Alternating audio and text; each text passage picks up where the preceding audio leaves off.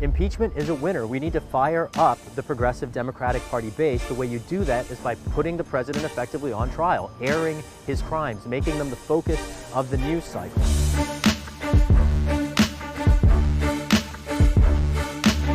Impeaching a criminal president is a matter of a constitutional responsibility. It doesn't matter whether the Speaker thinks it's going to win or lose votes in 2020. And as an immigrant to the United States who's had the privilege of studying and teaching law at Stanford Law School, I take very seriously our founding commitments. My family didn't migrate across the world twice to be free, only so that I could watch liberty die on my watch. We're in San Francisco in Clarion Alley in the Mission District. I'm challenging Nancy Pelosi for her seat in the House representing California's 12th Congressional District. We need real resistance, and a Democratic Speaker of the House who funds the kleptocrats' concentration camps, that's not resistance, and that's not even opposition. That is enablement and appeasement. I'm not a party apparatchik. There's nothing that Pelosi can do to me. I don't have aspirations. I just have very deep frustrations.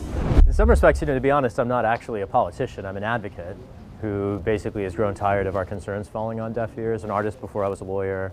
I was a lawyer before I was a DJ. I was a DJ before I was a congressional candidate. Going to Burning Man for about 18 years altogether. I haven't gone every year, but about 10. And that combination of art, culture, politics, vision is really what concerns me and what animates me. I think of politics today in this era as a continuing process of trying to liberate, in our case here in the United States, of people that falsely think we are free.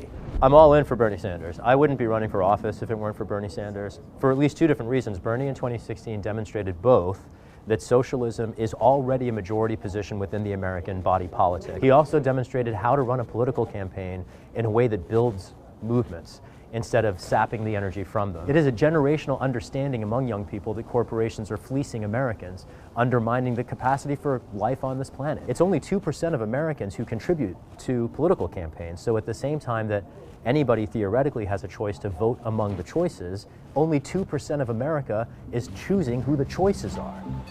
A centrist will basically be making concessions to Trump at every opportunity, whereas someone like Bernie is flipping the table.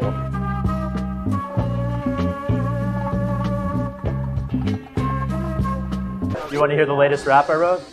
Wars for profit turning rivers magenta are basically Wall Street trashing the rental. Each era's crimes compound those unresolved. Murder mysteries and mass unsolved, it's called history. Studying can solve our cycles of oppressions.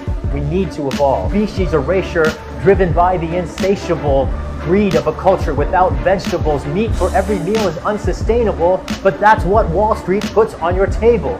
Telling lies, constructing false fables, from the Pentagon Papers to the WikiLeaks cables. There's more, like, yeah. Right on, thanks. Appreciate that.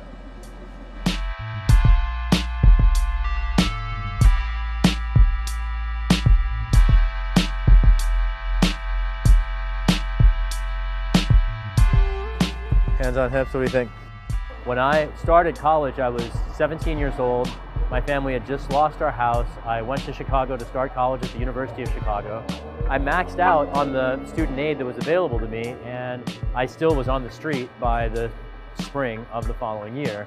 And college for me, getting my undergrad degree, was a 10-year exercise. Making sure that anybody who wants to can go to college is a crucial part of ensuring equal opportunity. It's a crucial part to ensuring that our economy serves all of us and not just the 1%.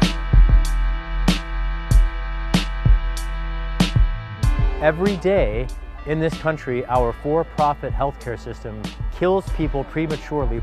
We pay more money to get worse health outcomes than any industrialized country in the world. You couldn't possibly design a less efficient, less just, more predatory healthcare system if you tried. The food, the music, the culture, everything. This is a gorgeous place. And I feel very lucky to have a chance to live here. I'd feel incredibly honored to have a chance to represent it. That's awesome. Corporate rule is a matter of bipartisan consensus. Corporate Democrats and Republicans agree in common, just like the incumbent I'm challenging, Speaker Pelosi, who takes money from pharmaceutical companies, who takes money from health insurance companies, who takes money from fossil fuel companies, and their votes as legislators reflect those interests. And I do think of it as somewhat ironic and also very humbling that it takes immigrants to remind America what our stated principles are. These are rights that we have effectively let wither, slip through our fingers without a fight. And one of the reasons I'm here is to remind us how incredibly important these rights are and to fight for those rights. The planet will be just fine. The question is, will our grandkids be a part of it or not? Will there be a future for human life or life period on this planet or not? And when we talk about trying to protect the planet, I fear that it kicks the can down the road. It's not the planet you have to worry about, it's your grandkids. Like, I'll bring it down to one word: food. We can't have food if we wreck the climate cycle, right? It is that simple. And when we don't have food, we die. And centrists think moderation wins because it moves to the middle and meets people where they're at. Progressives understand that a bold vision wins elections because that's what motivates people to hit the street and pound the pavement necessary to win elections.